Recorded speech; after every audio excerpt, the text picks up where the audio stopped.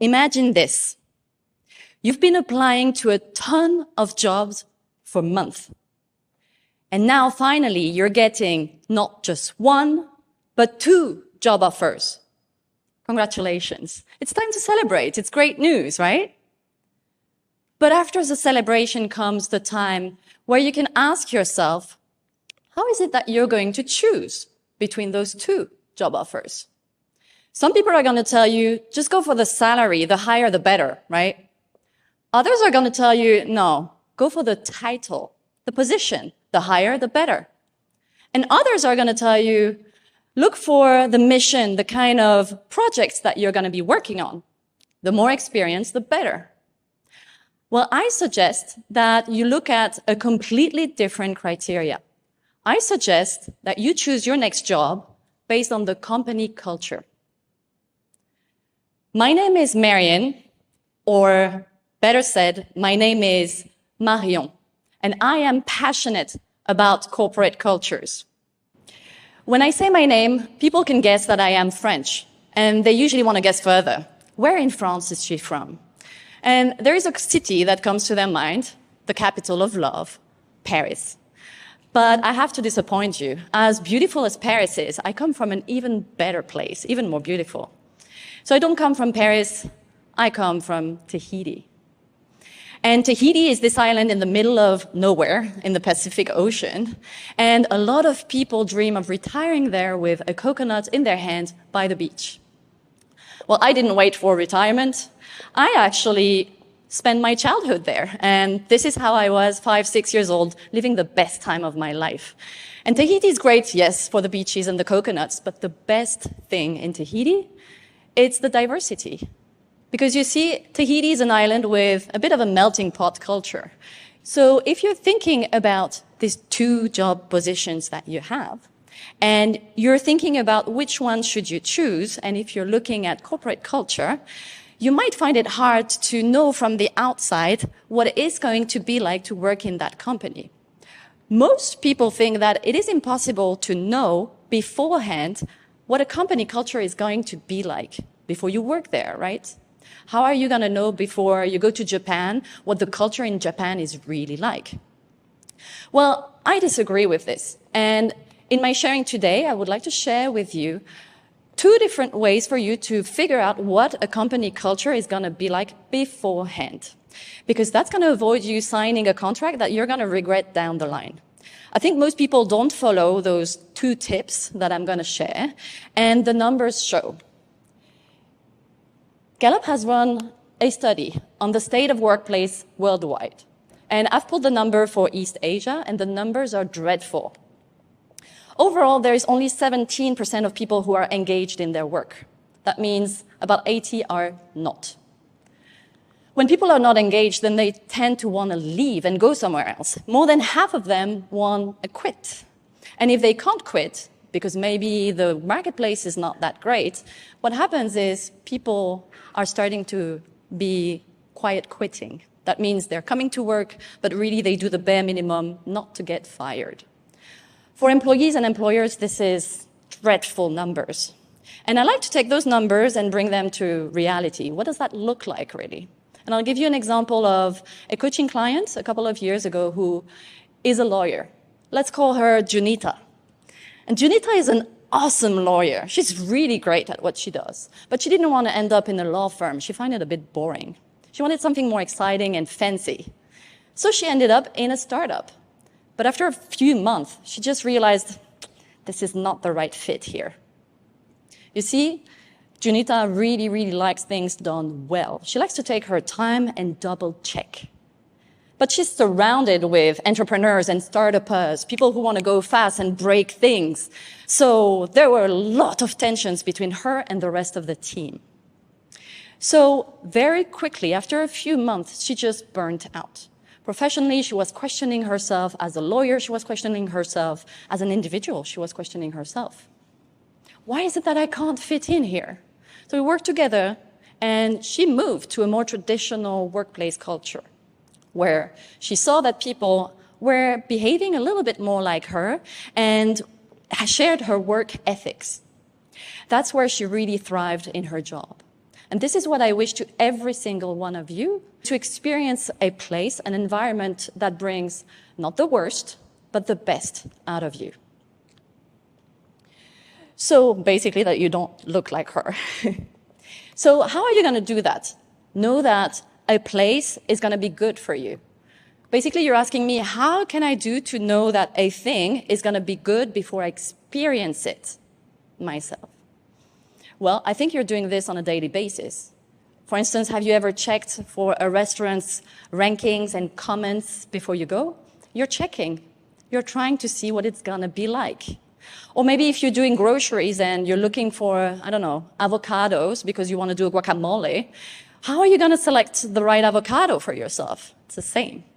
So I would like to compare company cultures to avocados. If you have 10 avocados, how do you know which one is the right one? You're probably going to take one and put some pressure on the skin, and you might feel that there is resistance, maybe too much or too little, and that's how you're going to judge. So today, what I would like to share with you are two tools. The first one, for you to assess if a culture, a company is going to be the right fit for you, the first tool for you is to observe. Observe, observe, observe. What do you observe? Well, you observe the entire recruitment process. Because what happens in the recruitment process is companies are trying to show you their best side. They really want to attract you. They want to get you. They're seducing you. So if there is some things that you don't like there, you're probably not going to like afterwards either. Let me give you an example. If a company takes weeks to answer to your emails or even book an interview with you, well, that kind of culture is probably a bit slower than what you would expect. If that dynamism is what you're looking for and you like structures and companies that are more process-oriented, that's the right culture. But if you're looking for a very entertaining, dynamic, energetic workplace, that's probably too slow. You might want to look for a company that responds in a matter of days or even hours. Another example would be if you have 3 people interviewing you and only one speaks and the other 2 are silent, and you figure the one that is speaking is the boss, that culture is very hierarchical. And that's fine, because it's not good or bad, it's not right or wrong, it just is. And you need to know whether you like that kind of culture and that fits you, or if you want a company culture that really is more flat and allows you to speak up and challenge the status quo, that's probably not the right kind of culture for you. So, the first thing you can do is observe, observe, observe. The second thing you can do is to ask questions. And so asking questions is really cool because that's when you have the avocado in your hand and you're putting pressure there. You know when they're asking you in an interview, hey, we finished all the questions. Do you have any questions? Hell yeah, you have questions. You should have questions. And I'm going to give you 3 questions that are going to up your game when it comes to interviewing. This question starts with the first question, which focuses on the future potential that you have in that company. And it's a bit in your face, but the question is, what kind of people get promoted here? That tells you, if they tell you, well, nobody got promoted in last year, you know you probably don't have a big future in that company. But if they say, oh, Alexei got promoted last month. Interesting. Alexei sounds like a really cool person. Tell me more about him. There you're asking follow-up questions to discover more. Well, why is it that he was selected as the one being promoted? And then you listen to what they're telling you. If they say, well, you know, he was the boss's best friend, so he got promoted. Well, unless you're very close to the boss, you probably don't want to join that company. But maybe they're going to say other things like, you know, Alex is technically the best out of us. For instance, the best engineer in the team, so we promoted him. Great. This company culture is about meritocracy. So if you're really good at your job, you're going to get promoted. If they say, well, Alexei got promoted because he's been the longest here. He's the longest in the company. All right. This company values loyalty, longevity, tenure in the company. What is it that you like? So for me, the best answer to this question, if I would apply for a job, would be Alexei got promoted because he's the best at his job, so he has the skill. He also is the best of us. We all look up to him. What that means is that he is a team player probably, and he represents the culture best, and we promote that. And finally, we're promoting him because he has the potential to be a great manager. For me, these are green flags. All right, so that's the first question, to see if you have the potential to grow in this company and stay long term. The second question is very simple, but also tells a lot. And that question is, what are your core values? I'm going to give you the red flags straight away. The red flag would be, core values? What are you talking about? What is that? That's a company that has no idea about corporate culture. If they say, yeah, we have core values, but I don't remember what they are, sorry, red flag. Or if they say, yeah, we have a core value, our core value is excellence, then you need to follow up with a question again. Great, excellence is a core value. Tell me about it. When was the last time that you have seen excellence around here? And a red flag is, I don't know. A green flag would be someone telling you, yeah, just last week we provided the best project so far with the team, and we're all really proud of what we have produced. Okay, keep asking, because then you know what the company culture is like. So that's the second question. And the third question is also tricky, but it's reminding you that there is no company culture that is perfect. And from time to time, you will have conflicts, discussions that are a bit tough to have. And what you want to know with this last question is, how are the people in this company going to deal with these challenges? How do people deal with one another? That last question is, tell me, when was the last time that you received feedback here? Again, a red flag would be never. Well, that's not good. If the company says, or the interviewer says, well, I receive feedback once a year in a performance review, that's probably not enough. But if they say, we're providing and receiving feedback very regularly, almost daily, because we care about the growth of the people here, and we trust that our colleagues can take feedback and that we're good enough to deliver it to them. Whoa, that's a green flag right there. Okay, so we've seen the three different questions. The first question is, what kind of people get promoted here? The second question is, what are your core values? And the third question is, when was the last time that you got feedback here?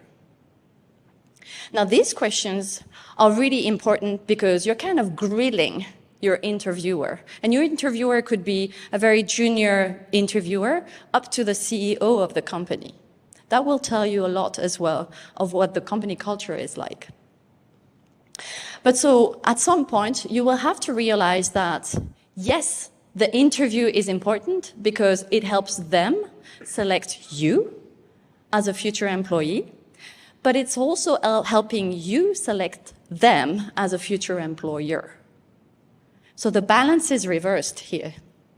And what you need to bear in mind is the idea that it's not only about them here in you discovering more about what the core value and what the company is like, but also about you as a professional. And you need to be very clear about what you want and what you expect from a company. So be very clear and define what should work look like, what should work feel like, and what should work be like. If you define this for yourself, if you observe, and if you ask the three questions that I have shared with you, I trust that you will be able to choose between those two job offers and decide which company you would like to join. And I also believe that you will be able to choose for yourself the most outstanding workplace culture. Thank you.